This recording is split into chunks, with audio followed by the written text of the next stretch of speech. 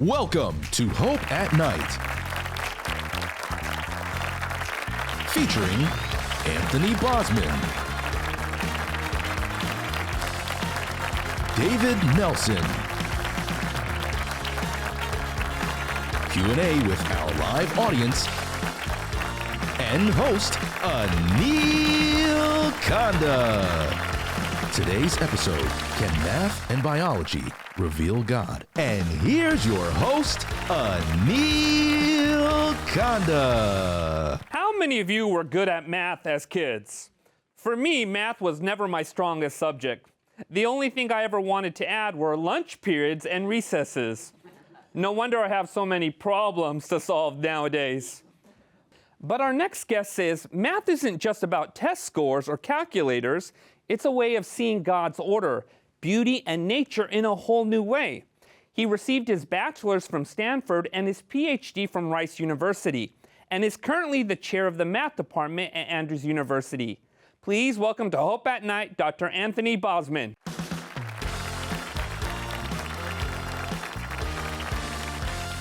Dr. Bosman, is it true you really like math? I do. You see it everywhere.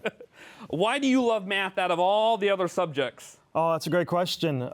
Ever since I was young, I just thought in numbers. Wonderful. Let's talk about math now. Why do math patterns show up in nature? Well, first let me give you an example of it. You have that pineapple over there, right? Mm-hmm. So if you grab that pineapple, Okay.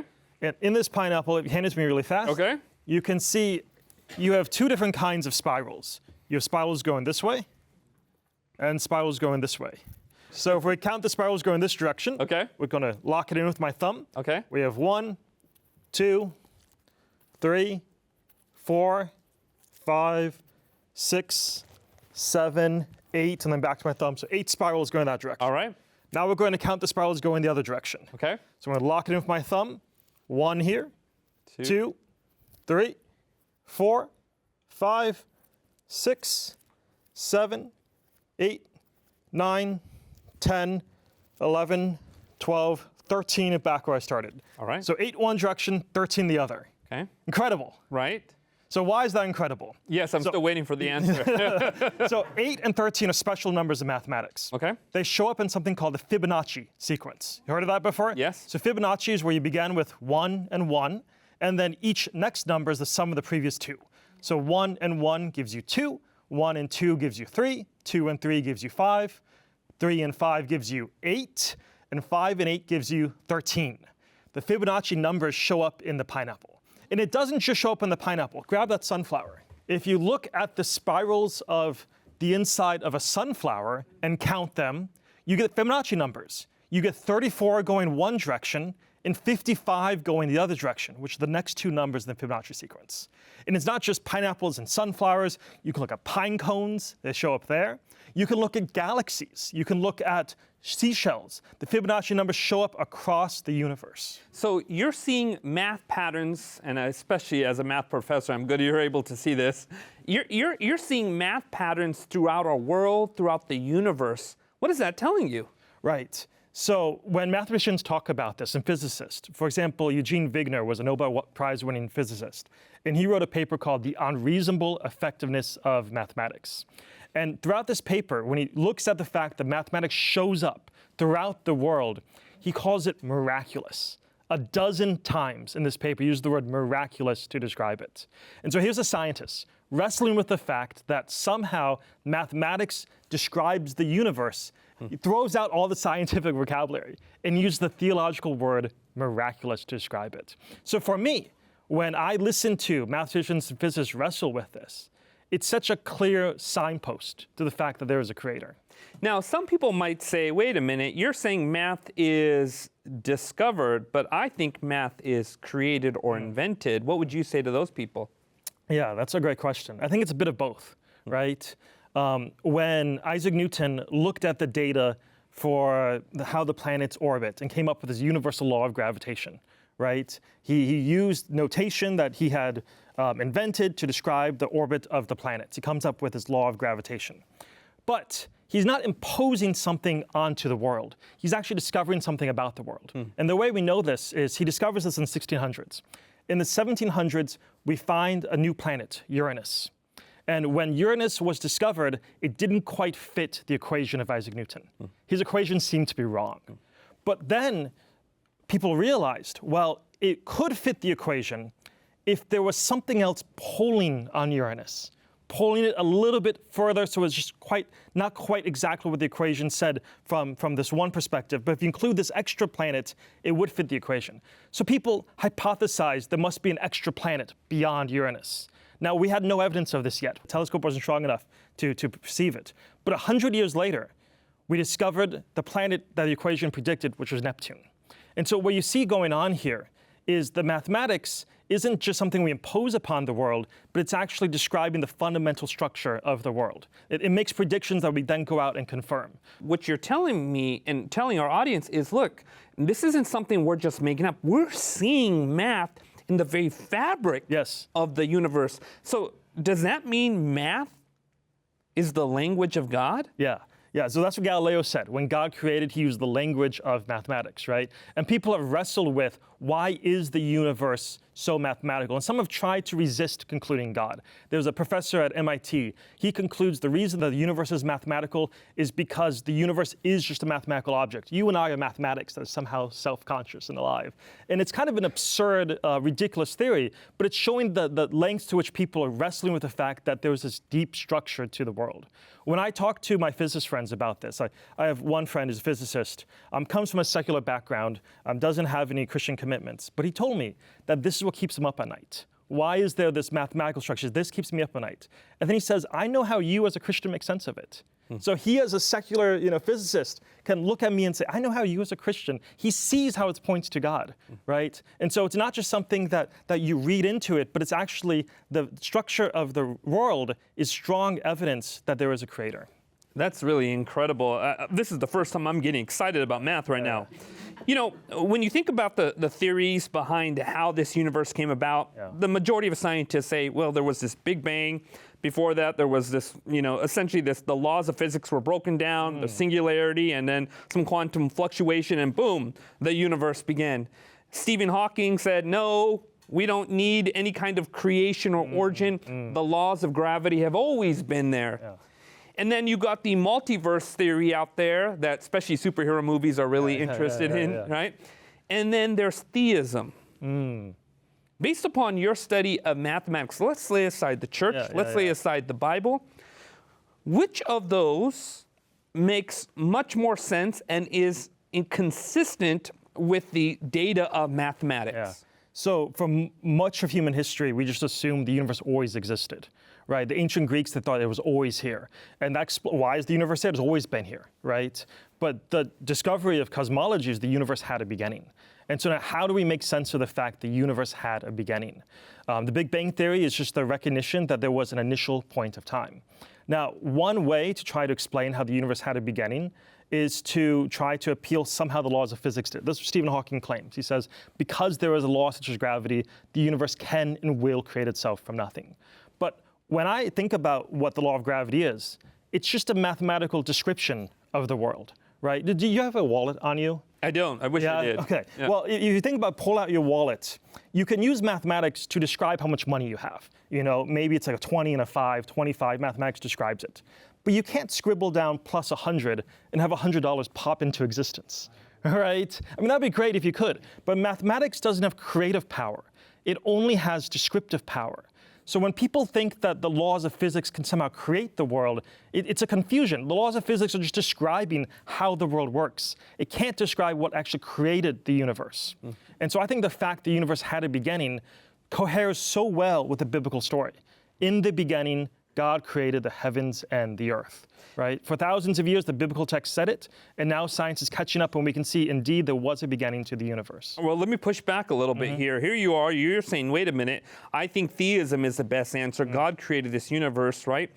But how do we know which God? I mean, for the Hindus, they got Brahma, right? For the Muslims, they got Allah. You can go to the Norse gods, you can go to Greek, get into the Titans and Zeus or whoever, right? But why do you think the Christian God seems to be the most reasonable source behind this universe? So one of the unique things about the biblical text is that it doesn't give a story of where God came from. If you compare the account of Genesis with that of the Babylonians or the Greeks or the Egyptians, they all have theogonies, which are stories of where the gods came from. That originally there was chaos, or there was water, or there was darkness, or whatever the original material was. And then from that, the gods emerge. And so the gods themselves have origin stories. Nature creates God. That's right. But what you see in Genesis is the opposite. In the beginning, God. It's just God. And then God creates everything, the heavens and the earth. And what we now see is, indeed, nature has a beginning, right? So if nature has a beginning, then you can't have God coming out of nature. And so I see what's going on in the biblical text has been confirmed now, the fact that there's a beginning to the universe. Dr. Bosman, let me come at another angle, but how do you know God doesn't have a beginning? If we're going to apply the idea of something with the cause and beginning, why don't we apply that to God? Why is God immune from this beginning? Aren't we going into this problem of infinite regress? So the question is, if God created the universe, then who created God? Some people ask this, right? The reason we want to explain what created the universe is because the universe had a beginning. Right? The fact we can look at the cosmological evidence and see the universe is expanding. You play that story in reverse. If it's expanding, you go back to those initial point. But it's only because the universe had a beginning that you ask what created the universe. The belief in the Christian God isn't a belief of a God that had a beginning. Psalm 90 verse 2 says God is from everlasting to everlasting. Right? God is without beginning. God is necessary. There's nothing else that explains the existence of God. So believing in a God that had as a beginning is not the Christian God. We call that an idol. That's a false God, right? Now, since we're talking about God and eternity, let's talk about eternity, right? You know, I don't know why we have this bag of sugar, but I'm sure you have an explanation behind why we have this bag of sugar. So when we talk about big numbers, a million, a billion, a trillion, a lot of times they just all sound the same to us, right? What is a million? What is a billion? You know, some of us maybe have $1 million, but most of us, they're just big numbers. So I wanted to visualize what some of these big numbers are. So if you open that bag of sugar, I did the calculation this morning. In a bag of sugar, I'm not going to ask you to count them. It'll take too long.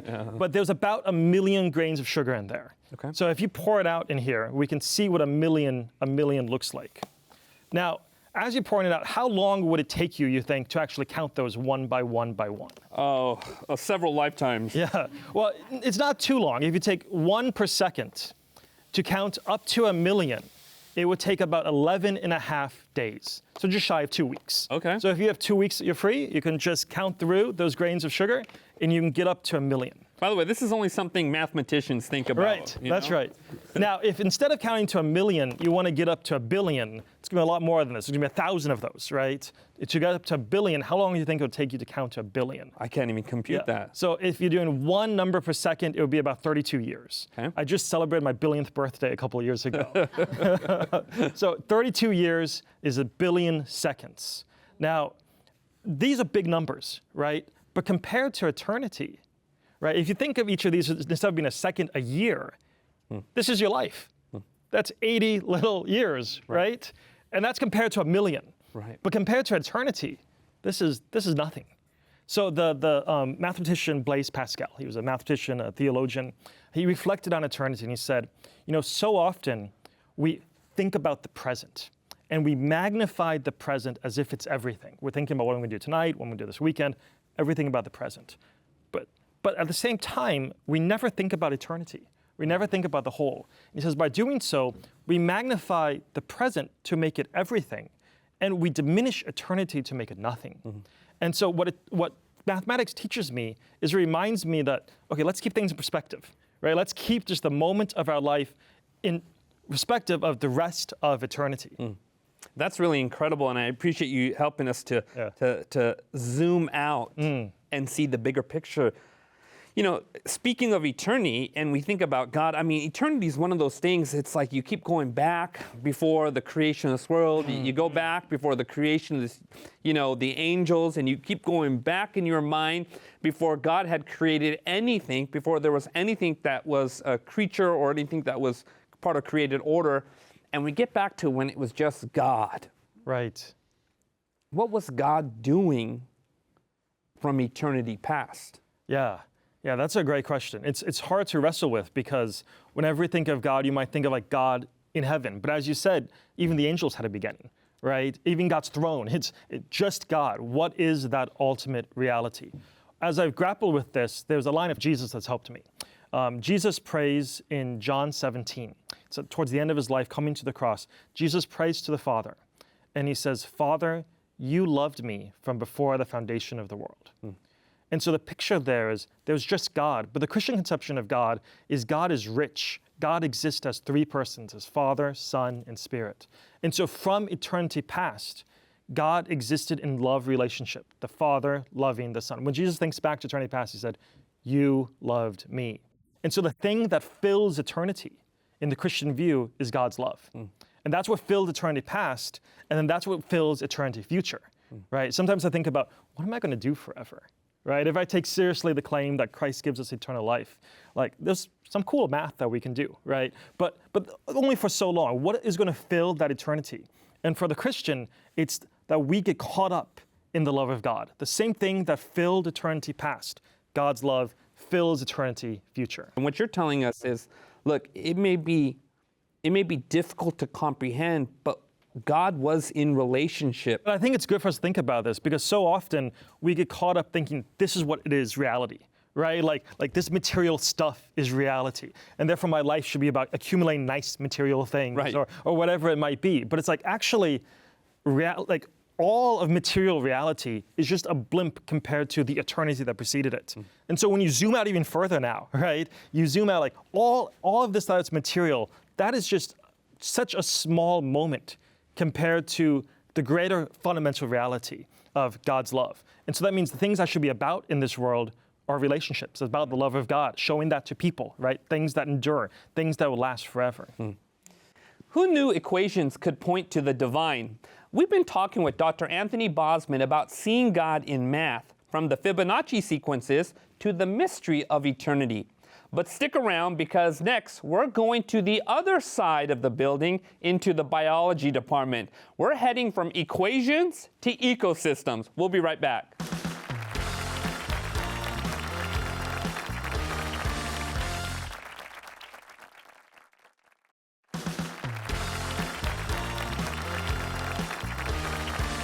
Welcome back to Hope at Night. If math showed us God's order, then our next guest takes us into God's wonder, the world of living things. He spent years studying the complexity and creativity of life on Earth, and the more he looked, the more he's seen a designer's hand. Please join me in welcoming biologist, professor, and researcher, Dr. David Nelsen.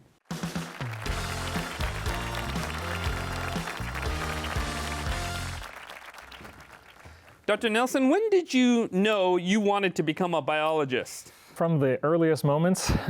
Really, I was 4 years old, and I grew up kind of going to the library, and every book that I wanted to take from the library had animals in it. So that's Did you like bugs growing up? Yes, You absolutely. know, it's surprising. I find this common pattern amongst biologists. They all wanted to be biologists when they're younger, and they all loved bugs and snakes, right? Yeah, that's right. Yeah, I knew that. Now, what are your favorite creatures then? I like arachnids, so spiders and scorpions and things. That's what I've been studying for the past couple decades. But pretty much any animal, the stranger, the better. Okay, that's really interesting. You know, believe it or not, when I was in 6th grade, you can go back to my little yearbook and it says, Anil Kanda, what do you want to be when you grow up? And I put entomologist. Oh, nice. You know, someone who wants to study bugs. Yeah. By the way, if you don't know what that means. So, yes, so you're interested in arachnids, huh? Yeah. What's particular one? I studied black widows in grad school, and then now I'm studying a Joro spider, which is an Asian spider that's come over to the U.S. and is spreading throughout the U.S. So I've been studying that for the past couple of years now. So you don't kill spiders when you see them, I'm assuming. In my home, no. I release them back outside, show them to my daughters, and then let them go. When you look at creation through the biologist lens, do you see God in creationism?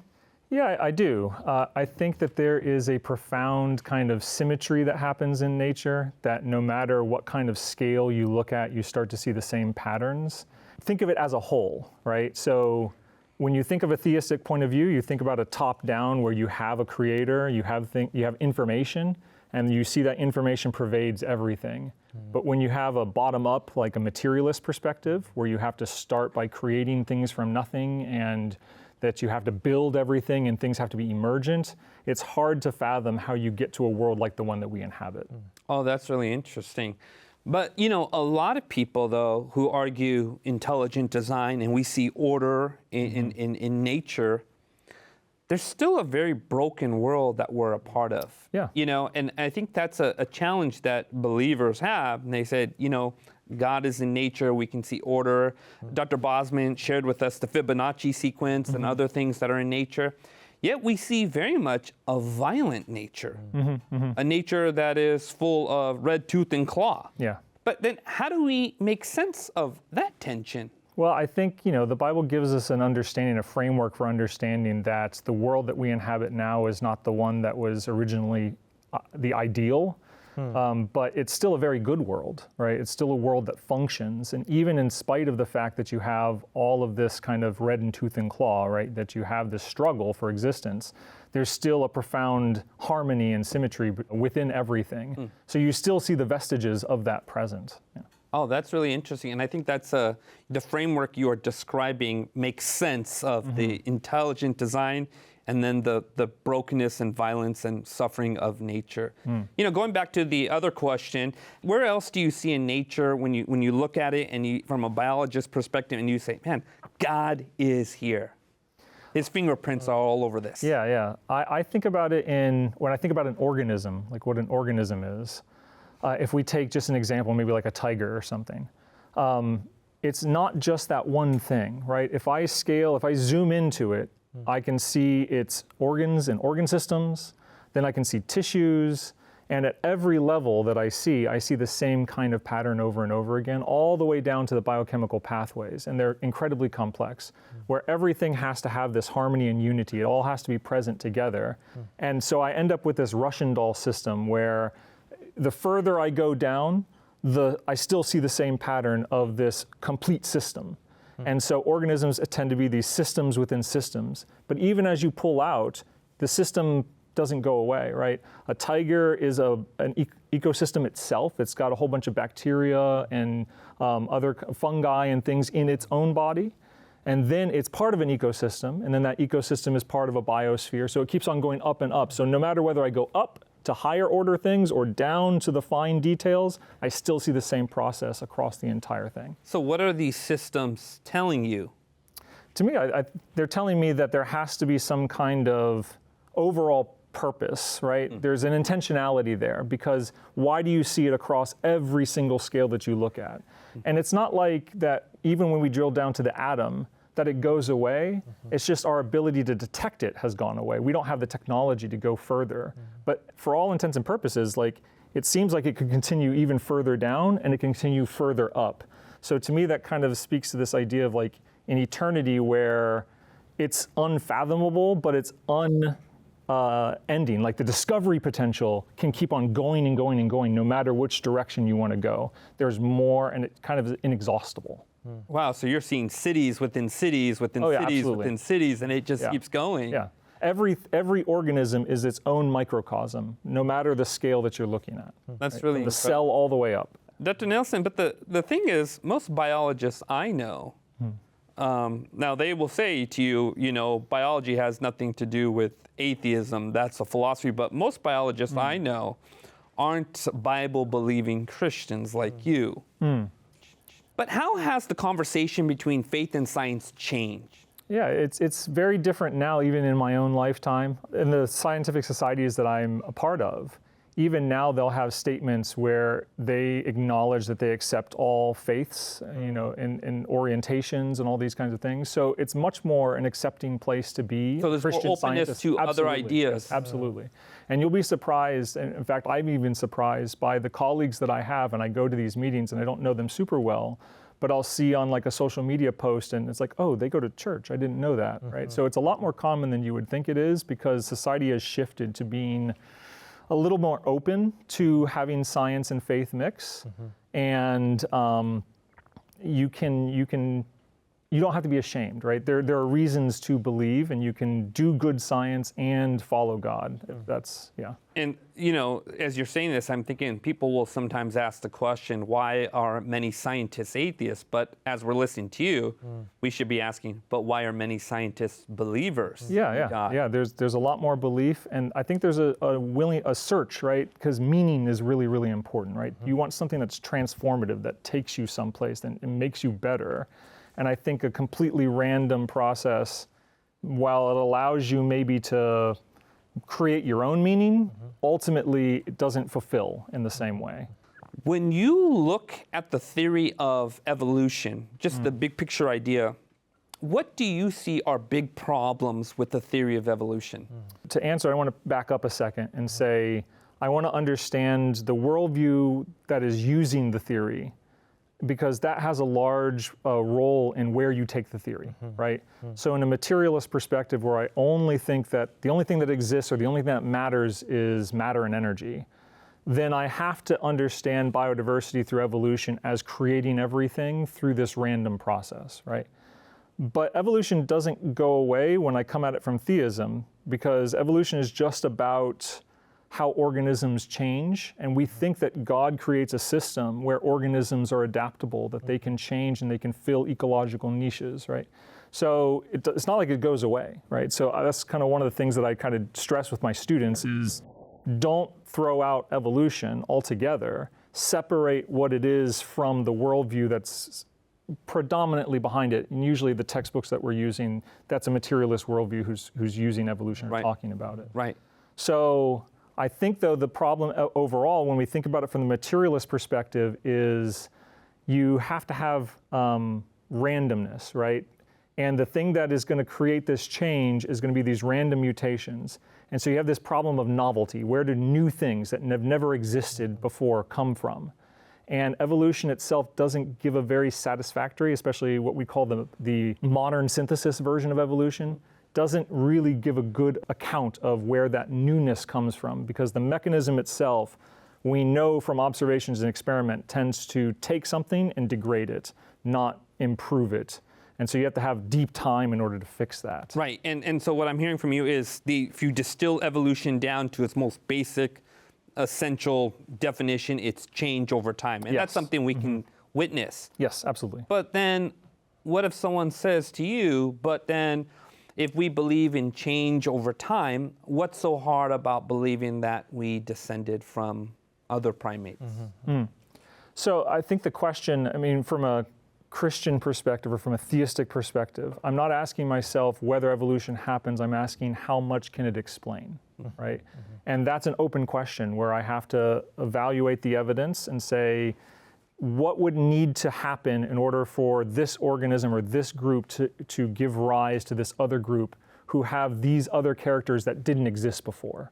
And that's where it starts to break down, where, for me at least, where I don't see evolution as this creative process that can give you something brand new that hasn't existed. It can take things that already exist and diversify them into lots of different forms. But to create something completely new from scratch, it doesn't really do a good job of that. Okay, so I get that you don't believe that, as far as creating something brand new. Yeah. And maybe you're already answering this question, but then do you believe that evolution might be the reason behind why we think that maybe mankind, as some people hold, came from, let's say, apes? Do you think that to be true? So I think that there's two things that are possible. I'm going to take it away from humans and primates for a second and take it to a different group of organisms that maybe would be a little bit easier to start with. Okay. So let's just think of dogs, right? So do we think that God created all the different forms of dogs? Or is it possible that a wolf, a coyote, domestic dogs, they have a common ancestor, right? So I think there's some amount of change, right, that is possible, and that those things probably do share a common ancestor, maybe even foxes. Okay? Right. But when you start to get to different groups there are some big fundamental jumps, that's where I start to question and say, okay, what could it really do this, right? Could you do this in a blind process? And I'm not sure. I don't think that you can, right? There are big problems with that. Yeah, there are big problems with that. So you but can where see- you draw the line specifically, like for every group, that's a case-by-case basis. Right. So like you're talking about within the dog family, there's variability, and you have, everything from coyotes to foxes to Pomeranians and poodles, right? But bears versus dogs, are we going to have a common ancestor between them, right? So I'm not sure about that because they seem to be fundamentally different. But you have some groups, my favorite, spiders, that you've got 500,000 species, right? Could they all share a common ancestor? So there's times where you can have quite a bit of variation that could emerge through an evolutionary process. Probably not the modern synthesis. I think there's another version of evolution that's better. But there are some things where maybe I don't think that that's the case. Change over time, adaptation, but then there are limits to that. Yeah. And you're searching for those. As a scientist, we're searching for the limits. Right. Dr. Bosman, what would you say? Yeah, I think if your worldview is that you are the result of an unguided process, right, then the question emerges of, well, why should we trust our thoughts? Darwin himself wrestled with this question, right? It's like he asked, who would trust the thoughts of a monkey's mind, right? And so the Christian philosopher Alvin Platina has developed this argument against naturalistic evolution, saying if naturalistic evolution is true, then it undermines human rationality, right? There's basically two views. Did matter come from a mind, or did mind come from matter? If first there was just matter, stuff, and mind is emergent, then it doesn't explain why the mind is rational, why we can get at truth, right? Maybe explains why we can survive, but why are we able to understand that deep structure of reality?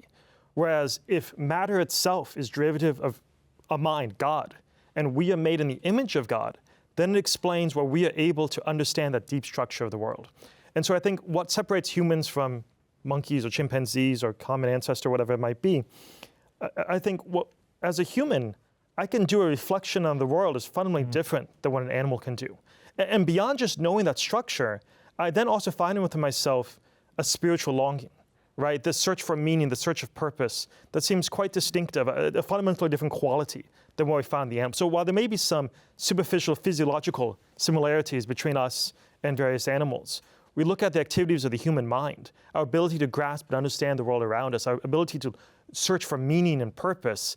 And that's something that seems to really cry out for a different kind of explanation. I think that's what Genesis offers us. It says, we're actually made in the image of the one who created the world. That's why we have this deep interest and curiosity in the world and a deep longing to be at home with the one who created us.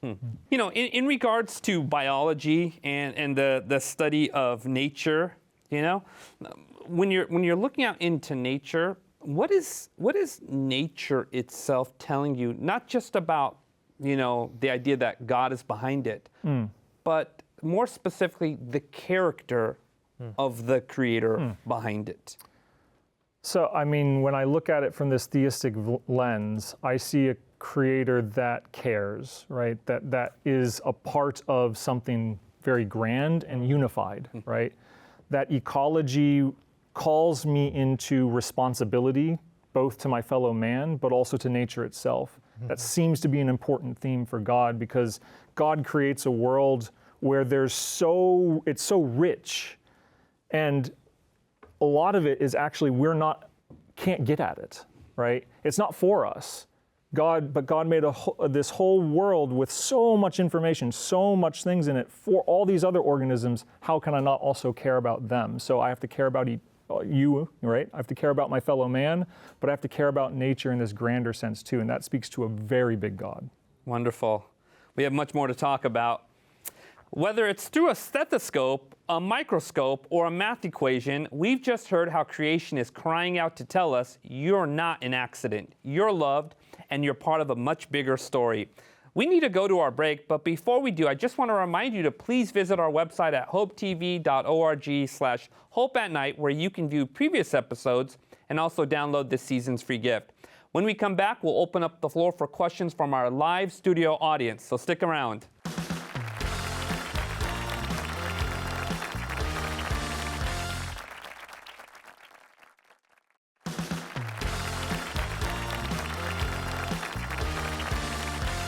Welcome back to Hope at Night. Math and science is a journey, not just a set of answers. And since we're on that journey, we get to ask some questions. Who has our first question? Right over there. Dr. Nelsen, have you ever been injured by a spider?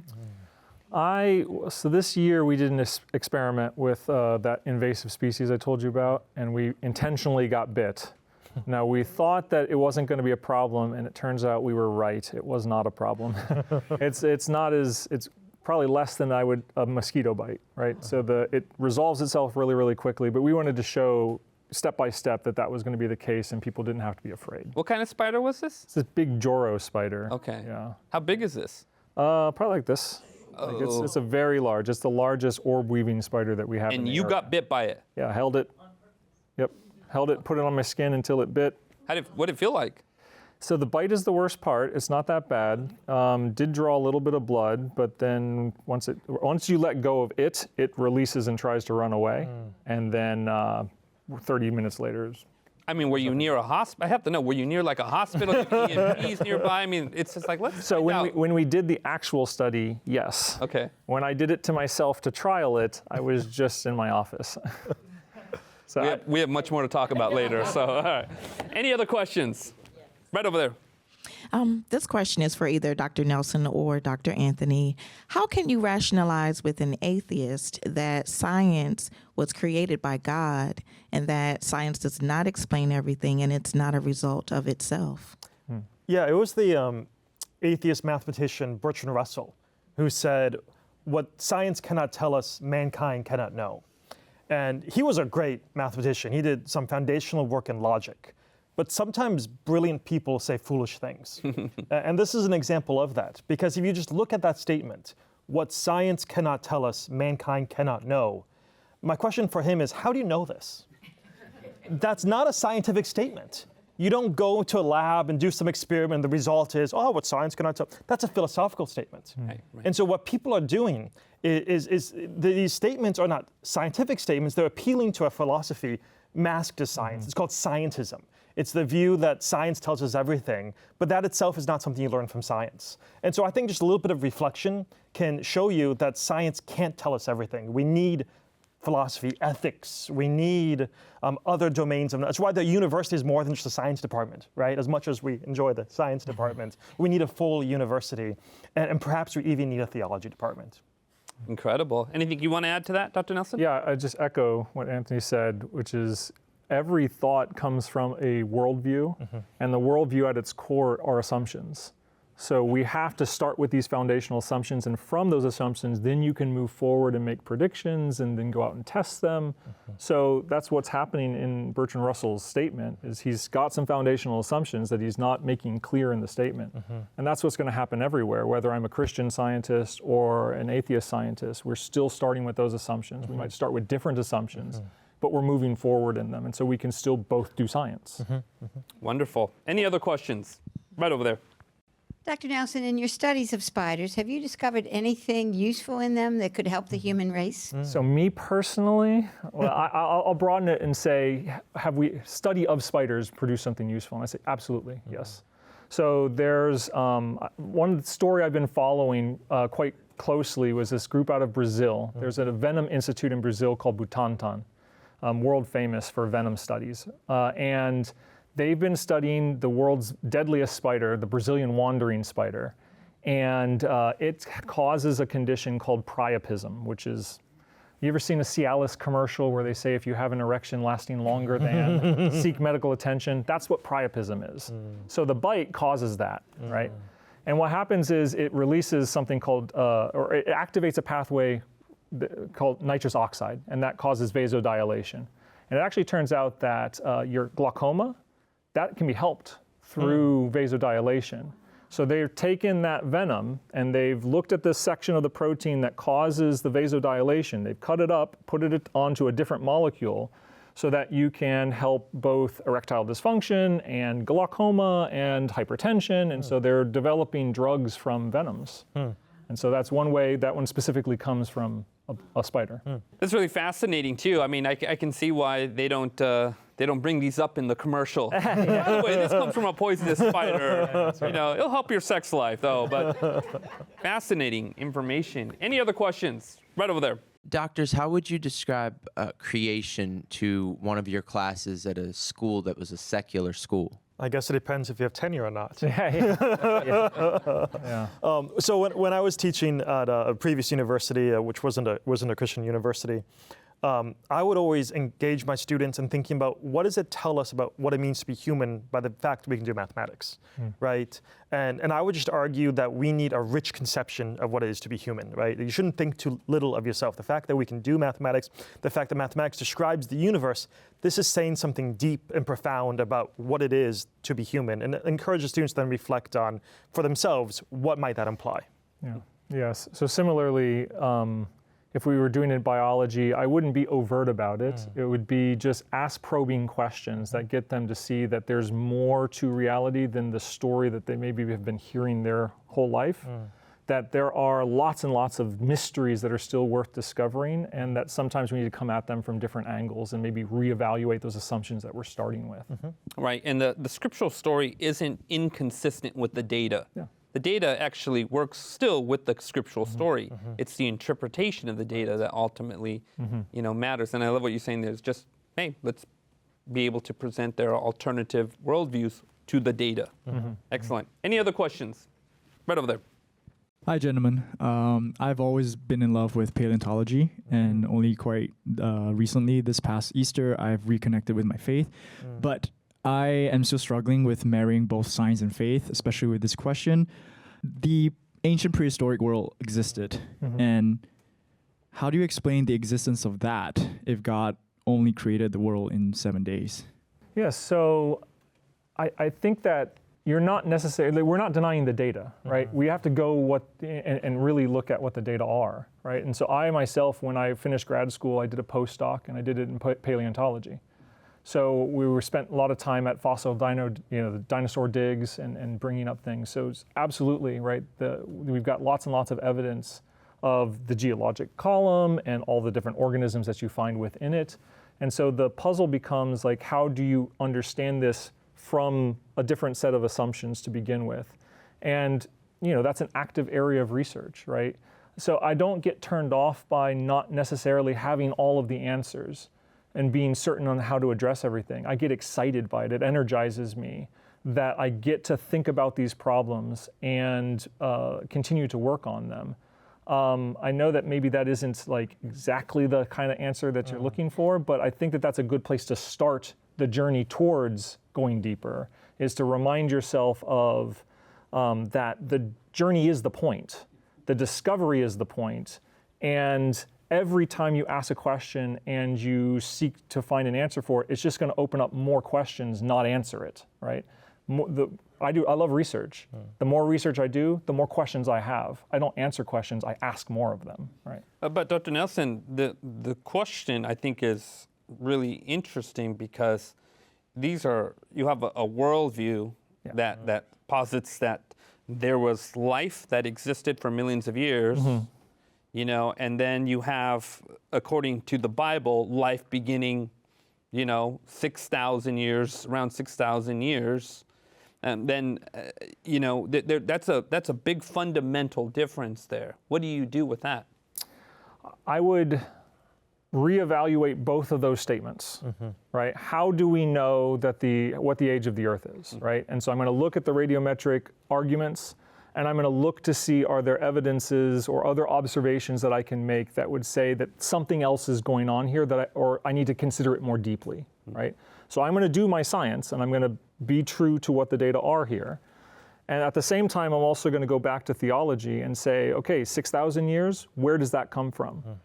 Is it really that, or is that something that I've been carrying with me or I've been taught to believe? And I have to evaluate both. And I'm going to work through the tension between both of them by saying, okay, how, you know, if I change this assumption, where does this lead, right? If I change this, where does this lead?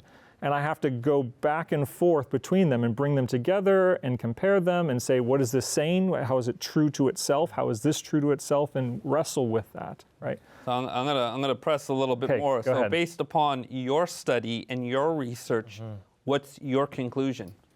I don't. So if we're going to be nitpicky on the 6,000 years, I don't think that that number is something that I have to live and die by, right? Specifically 6, right? I'd be more comfortable saying maybe recent, relatively recent, but I'm not going to I think people fall in love, especially within certain communities. So we'll say at a thousands of particular years number. instead of millions of years then. So I think that on the science side of things, so let me answer it from the science side. Radiometric dating makes sense. It certainly has a logical kind of, and you could probably speak more to like the logic of radiometric dating. But there are geological observations that make me think that something else is going on in addition to this, that there's a richer, fuller picture. And I don't know how to fully address that. That's a very deep problem. But it's one that I have to live within the tension of, because there are other reasons, other sides of biology or other questions within biology that still draw me towards a creator without knowing exactly what the answer to that is. Yeah, I might just add, you're pointing out that when you take theology and science, you try and put them together, some questions arise. There's some nice compatibility, both point to a creator, it fits together, but then when you get into detail, issues arise. I'll just point out, that isn't just what happens when you combine theology with science, it's what happens when you combine science with science. You look at general relativity, the theory of the big, and you look at quantum mechanics, the theory of the small. We don't know how those fit together. We don't know how science fits with science, right? Within theology, there are questions we can ask within theology itself. So there's questions within theology, there's questions within science. No wonder there's going to be questions when you try and put the two together. But I think the project is a good project to say, look at science, get into the universe that points to a creator. It harmonizes Genesis, verse 1, it lines up perfectly. And now let's get into the work, and there's going to be questions that arise, but we have eternity to investigate these questions, to study these questions. And if we didn't have those questions, how dull would it be, right? Yeah, do I have to have an answer to everything to be able to move forward? And for me, I think that because of eternity, no. I have to be able to move forward and journey towards the answer in spite of not having a definite, But there is some exciting stuff happening. You look at genetics, you can look that there's a common ancestor to humanity. So as we do different lines of investigation, things are emerging saying, there is compatibility here, where one might have once thought there wasn't compatibility. Right. And, I'm just going back here too, which I think is really fascinating to this. And I think the question is, though, someone who accepts the biblical worldview is then confronted by these other worldviews. One, primarily, that states our world has naturalistic origins, and evolution can be, is part of millions of years, a lot of assumptions going that. So how does one who is a Bible believer then navigate through that when these other theories are very much in contradiction with the biblical worldview? I'm not just talking about how you process things. I'm talking about where there is there is a contradiction. If I accept the biblical worldview that life began thousands of years ago, I cannot accept that that life began millions of years ago. What do I do there? I think the first part I would push back on would be, it's a mistake. It feels like the question is coming from a place where it's like, hey, they seem like they have all the answers here. And if I reject that, then I'm left with what, right? How do I answer this? Right. And I would start by saying that's not a true understanding of what's taking place, right? And I think what you pointed out is right? That no matter what worldview you're coming from, the worldview makes sense because it's kind of like comes out of or creates an explanation for a certain set of observations. But as you continue to observe, there are lots of observations within any worldview that worldview cannot address, right? Which suggests to me that none of these worldviews are exactly right. All of them have to be journeying towards something greater. And so then I'm going to take that off the table of I don't expect that even within a theistic worldview that I'm going to adequately address absolutely every observation because of the limitations, right? So why do I still continue within it in spite of this particular thing that I can't address, right? And I think that's where you have to then think of again, take a step back, right? The further you zoom into a problem, the more difficult that problem is, the more lost you will feel. But at times when you step back, you can see the big picture and you can see, oh yeah, this is why, right? And that reorients yourself so that you can then go forward again and try to continue to deal with the problem. Right. It's not something that we just push away and deny, and oh, I don't have to deal with this, or, okay, wash my hands of it. As a scientist, it's something I actively want to engage in, but I have to do this step back, remind myself Zooming of where out. I'm grounded from, and then go back in and continue to deal with the problem and step back again. And that's where we reevaluate, use all my different tools at my, right? So that's how I begin this journey. No, I appreciate you explaining that, because it's like, as you know, if you accepted the biblical worldview, as you're navigating against these other worldviews and interpretation and theories, there are moments you're just not going to understand things, and it's okay to temporarily put it on the back burner while you're trying to understand other facets. And you got to remember that the talking heads that you hear on YouTube, I mean, we're talking heads here, but the talking heads you hear on YouTube or on TV or whatever, they're equivalent to televangelists when it comes to science. Right. So they can make something sound very, very certain, but when you get into the details, you will see that it breaks down because all the worldviews suffer from this. Right. Fantastic. Any other questions? Right over there. I guess this is for either one of you who might want to answer. Isn't it insulting to people who have spent time and money researching and proving theories to discredit their findings by saying evolution isn't real? We'll start with you, Dr. Bosman. Yeah, I don't think either one of us said evolution isn't real in the sense that change over time, variety. But the question is the worldview a whole? And that's not something you discover as a scientist. That's something you bring with you. There was a recent study of scientists who are atheists, and it looked at the reasons of why they're atheist. And it found that their atheism preceded their science. It's not that they became scientists, then became atheists. Right. Rather, it was they were already atheists, and they brought that with them to their science. Right, so by large, there's exceptions to this, but the overall trend was this.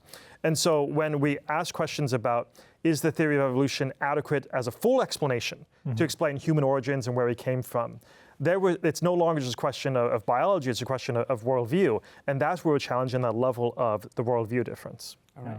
Dr. Nelsen, anything you want to add to that? Well, just as the idea of like disproving, right? I'm going to kind of zero in on that. I've put out ideas myself, written papers, and if somebody came along and showed me where I was wrong, I would be happy for it, not sad, because I want, the science grows, our knowledge grows by community, and community takes conversation, and conversation means that I need people of different worldviews. I need people from different perspectives to say, well, what about, but you haven't considered, because the only way that it's going to go forward is in that community through that conversation. So I wouldn't think that at least my science colleagues would be upset with me saying, but they may question, like, well, are you right? And that's a conversation, and I want to have that conversation, right? I just want to be at the table having the conversation. Right, and the reason why is science is the doctrine of discovery. Yeah. And discovery, the doctrine of discovery invites discussion, it invites feedback. That's right. It's when it becomes overly dogmatic, that's where problems begin, and it's no longer science, it's, as you say, philosophy. Any other questions? Right there. Yes, Dr. Anthony, what is the most miraculous thing you have ever discovered when it comes to numbers? Oh, that's a great question. See how he got excited? Yeah, there's beautiful theorems about numbers. There's beautiful open questions about numbers. There's a lot about numbers that we don't know yet. And I'm tempted to go off on some of that right now and take an hour to lecture you about numbers, a whole area of math called number theory, which is numbers. It's fantastic. But one of the things I find miraculous, and this is going back to the statement of Eugene Wigner, the Nobel Prize winning physicist, is just the fact that we can use numbers to describe the world. So Albert Einstein, he said that the most incomprehensible thing about the universe is that we can comprehend it, right? That we've been given this gift of the language of mathematics to describe the universe. And it really is, it's a gift, right? It's like why, I don't quite understand why we are able to do this, why it's so useful, and yet we find ourselves with this ability to make sense of the fabric of reality. And so I think that's an incredible gift. Wonderful. This has been a tremendous conversation. My brain is exploding right now. We could keep talking a lot about this, so thank you, both of you. Tonight, we've explored how math reveals order and how biology uncovers design. But most of all, we've seen that science and faith together can lead us to something deeper, the heart of a creator who wants to be known. God isn't afraid of your questions. In fact, he's the one that gave you the curiosity to ask them. Faith and science are not opposites. They are both an invitation to wonder. Not enemies, but explorers on the same journey. God tells us in Jeremiah 29, verse 13, "You will seek me and find me when you seek for me with your whole heart." And that's what science is best at, a form of seeking. And God promises that if you truly seek him, you will find him. So keep exploring, keep asking, keep seeking, and as long as you have an open heart, you're never far from finding him. Thanks for spending this time with us. We'll see you next time right here on Hope at Night.